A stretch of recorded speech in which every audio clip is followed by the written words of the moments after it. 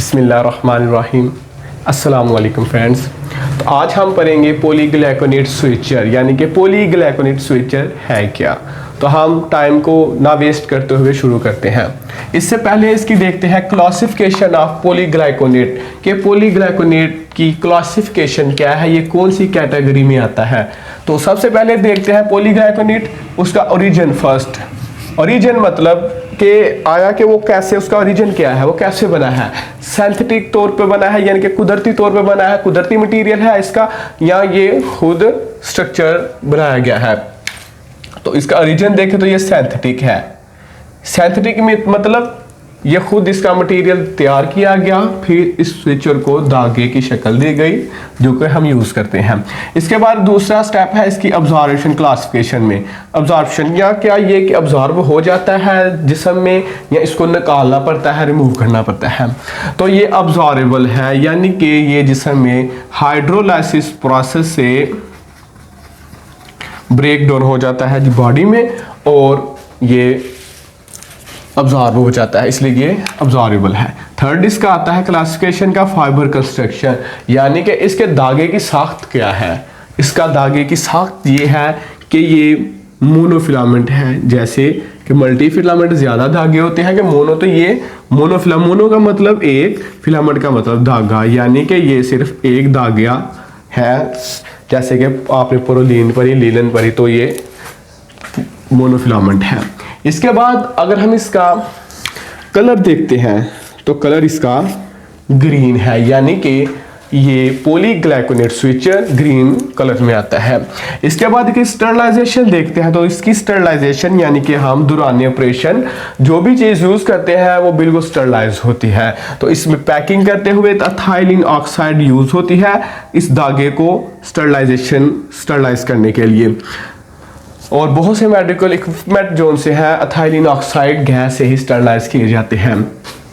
इसके बाद हम अगर इसका साइज देखें तो साइज अमूमन जो साइज है वो ये है, सबसे बड़ा धागा देखें तो 7 या 8 होता है और सबसे छोटा धागा देखा जाए तो 11.0 होता है।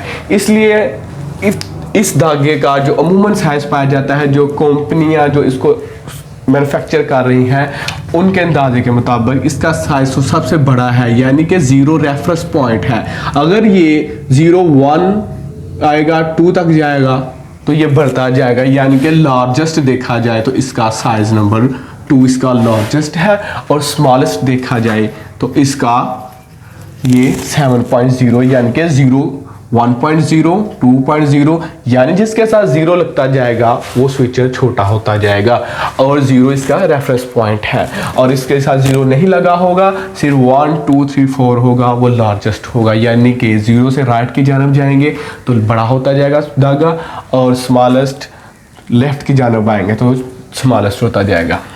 अगर इसकी प्रोडक्शन देखें तो ये कैसे, इसका मटेरियल क्या है प्रोडक्शन का, तो इसका मटेरियल है ये कॉम्बिनेशन ऑफ ग्लाइकोलिक एसिड और ट्राई एथाइलिन कार्बोनेट का, यानी कि ये कॉम्बिनेशन है पॉलीग्लाइकोलिक एसिड का और ट्राई मेथिलाइलिन कार्बोनेट का, यानी कि कोपोलीमर है, यानी कि ये 2 धागों का स्विचर है, यानी कि 2 स्विचर्स को मटेरियल को आपस में कोपोलीमर यानी कि 2 मटेरियल को आपस में जोड़ के ये धागा बनता है, यानी कि कॉम्बिनेशन कौन सा, पॉलीग्लाइकोलिक एसिड और ट्राई एथाइलिन कार्बोनेट। कुछ इसकी यूजेस है और प्रॉपर्टीज हैं तो वो हम देखते हैं। तो अगर इसकी मेन स्ट्रेंथ देखी जाए, यानी कि जहां हमने इसको यूज़ करना है उस मसल को, उस जगह को कितनी स्ट्रेंथ देता है, तो ये 2 से 4 हफ्ते स्ट्रेंथ उसको मुहैया करता है। यानी कि हम कह सकते हैं कि 2 से 4 हफ्ते जहां हमको चाहिए स्ट्रेंथ तो इसको यूज़ करते हैं। अदरवाइज जो वाइक्रल है, रैपिड वाइक्रल है पॉलीग्लाइकोलिक एसिड, तो बहुत ही जल्दी ऑब्जॉर्वेबल हो जाते हैं, उनकी स्ट्रेंथ भी 1 से 2 वीक रहती है, लेकिन इसकी स्ट्रेंथ 2 से 4 हफ्ते रहती है।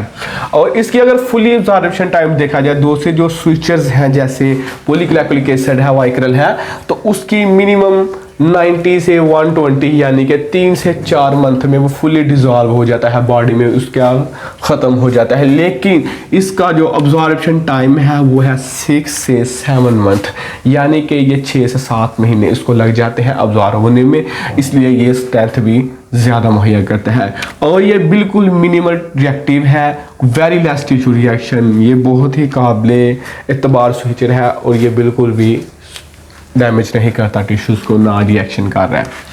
और इसको ऑल सर्जरी में यूज़ करते हैं जहां नीड मोर टाइम स्ट्रेंथ, यानी कि हम कह सकते हैं कि इस स्विचर को हम वहां यूज़ करेंगे जहां हमको पता है कि हमने सर्जरी करनी है, हमें स्ट्रेंथ की ज़रूरत है कि ये चीज़ आपस में मिली रहे, और इसलिए हम कहते हैं कि ये सर्जरी है तो इसको हमने 2 महीने 3 महीने स्ट्रेंथ दे रखना है, इस चीज़ों को आपस में जोड़े रखना है, तो और वो टाइम से वो डिज़ॉल्व भी हो जाए।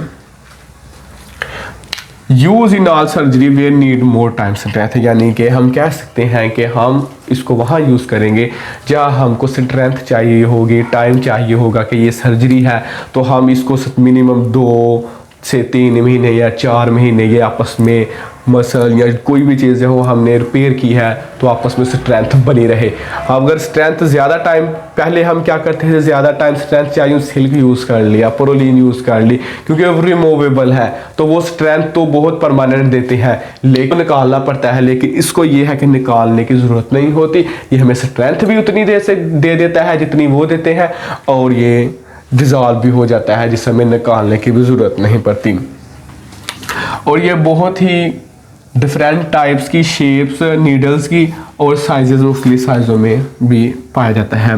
ये स्विचर अभी पीडियाट्रिक गैस्ट्रोइंटेस्टाइनल एनास्टोमोसिस प्रोसीजर्स में यूज़ करते हैं, और ये अभी से अंडरगोन ट्रायल है। अभी ये स्विचर को कह लें कि अभी ये ट्रायल है, इस पे स्टडी जारी है कि ये स्विचर अगर काबिल एतबार है तो फिर इसको यूज़ किया जाए।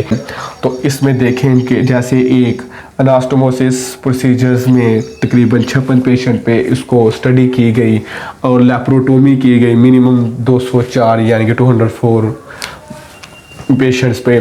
तो ये बहुत ही परफेक्ट निकला, बहुत ही अच्छा, जिससे पता चला कि ये मिनिमल टिश्यू रिएक्शन दे रहा है, इसकी स्ट्रेंथ अच्छी है, ये इतना अब्जॉर्बेबल हो रहा है। तो क्योंकि हर चीज़ जो मेडिकल में या कहीं भी आती है तो पहले अंडर स्टडी होती है, अंडर ट्रायल होती है, तो इसलिए ये अभी पॉलीग्लाइकोनेट भी अंडर ट्रायल है। अगर ये वीडियो आपको अच्छी लगी है तो प्लीज़ इसको सब्सक्राइब करें, लाइक करें, शेयर करें और कमेंट्स में मुझे ज़रूर बताइएगा कि ये वीडियो आपको कैसी लगी। अल्लाह हाफिज़।